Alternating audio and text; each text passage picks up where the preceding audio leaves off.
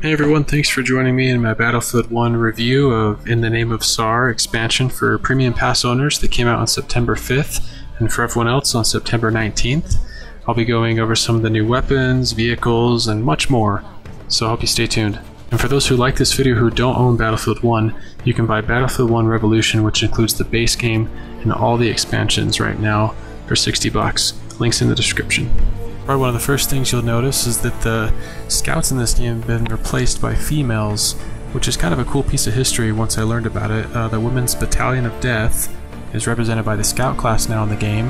I thought it was kind of a cool addition to see, and it's really strange hearing women running across the battlefield screaming with their bayonets. It's definitely a change, but it's kind of a fun change. So they added a new operation called Brusilov Offensive. Unfortunately, I wasn't able to get in a match that had enough people to really start a game. I found myself waiting as the only player in this type of match, which was really frustrating.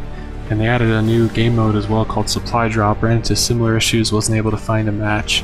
And that ultimately is my biggest beef that I have with Premium Pass, is it really does segment the player base.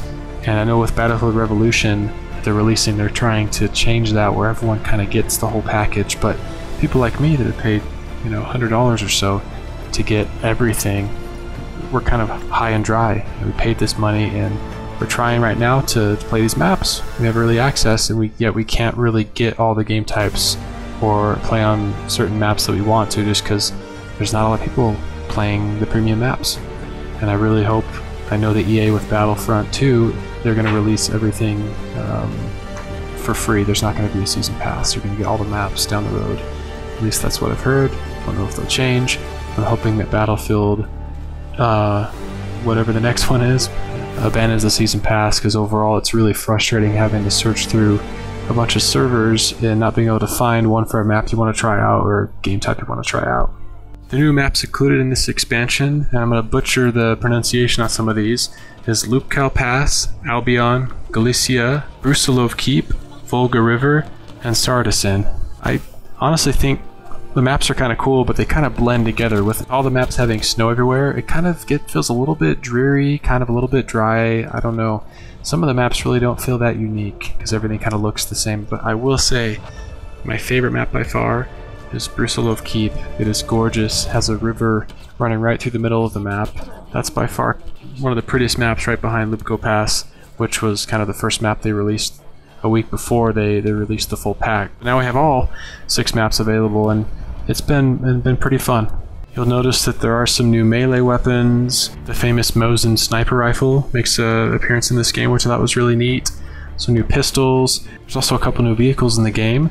They have the heavy bomber, which I'm driving right here, a heavy armored car, and a Y-Lighter landing craft, which new vehicles are always fun. I really suck with them, I'm not gonna lie, but I think a lot of them really add to the atmosphere of World War I, and they're really fun to look at, and the bomber is actually one of the easier ones to pilot, even though I'm terrible with it.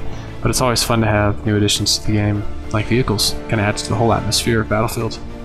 Riding on horseback with the lance is a lot of fun. It doesn't really change up the formula too much from having a sword. If anything, it's a bit harder having a lance, but you kind of feel like you're, I don't know, a medieval knight. I didn't know they had lances like this in World War I that they actually still used. It seems a little bit inefficient. It'd be really hard to ride around with one, but I'm sure that they wanted to kind of have more fun little history lessons that, hey, they use lances on horseback even in World War I, and that's cool. These specializations I think are really cool. As you do service assignments, you can unlock new ones, and there'll be anything basic from maybe capturing flags, performing certain types of kills, using certain types of weapons, and you'll have to dive deeper into this, as I hope to as well, unlock a lot of cool new features that can help you depending on what type of class you are. There's a new stationary weapon I wasn't able to try out, but I hope to get to that when I next play. There's new medals, dog tags, service stars, and as I mentioned before, you can also do specializations, which I really want to dive deeper into and kind of get how those work and find out which are the best ones to use. In the Name of Tsar isn't my favorite expansion, but I think it is a welcome addition. It's fun to have snowy maps, kind of a different variants, but really only is 1 or 2 maps that I really enjoy playing on. And that likely is because there's not tons of players in all the other ones. But I'm still a little bit irked about the whole Premium Pass and just not being able to play the new operation, the new game mode, I really wish they would find a way just to abandon the whole premium pass. And this is coming from someone who paid for it. I'd rather have more people playing than feel like I have this prestige with this pass, because in the end, if I can't play the content, then why does it matter? Hopefully Battlefield Revolution will help solve this problem, get more people on board.